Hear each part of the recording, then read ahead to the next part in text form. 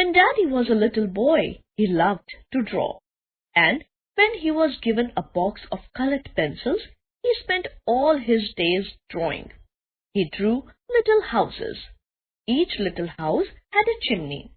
There was smoke coming out of each chimney. There was a tree beside each house. There was a bird in each tree. All the houses were red. All the roofs were yellow. All the chimneys were black, and the smoke coming out of each chimney was light blue and pink. All the trees were blue, and all the birds were green. A yellow sun shone in the lavender sky. A white moon floated beside the sun. It was surrounded by gold and white stars. It was a pretty picture, but everyone who saw it said, "Where do you ever see blue trees and green birds?" And little Daddy would say, "In my picture." Before little Daddy started in school, he thought he knew how to draw very well. But everyone at school thought differently. He drew so poorly that his drawing teacher never said a word to him. He would say, "That's good," or "That's no good," or "Straighten this line," to the other children. But he never even said, "That's no good," to little Daddy. As he passed little Daddy's desk and looked at his drawing, his face would become all puckered. You'd think he'd just bitten into a lemon.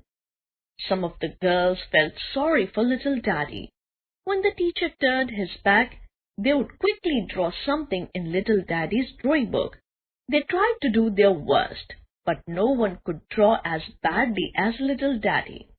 The teacher would notice the difference immediately, and he would say, "Who drew this?" Not me." Little Daddy would answer truthfully. "I can see that for myself." His teacher would say, "But I want to know who helped you. You'll never learn to draw this way. You have to do it yourself." "I'll do it myself now."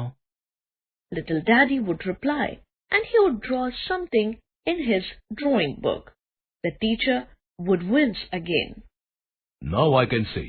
That's your drawing," he would say. At the next parents' meeting, the drawing teacher made a little speech. "Dear parents," he said, 5 of my pupils have excellent marks in drawing. And he called out their names. Most of the children have good marks. There are several who are doing poorly. And he named 3 more children. But there is one boy. And here he made a sour face and named little Daddy.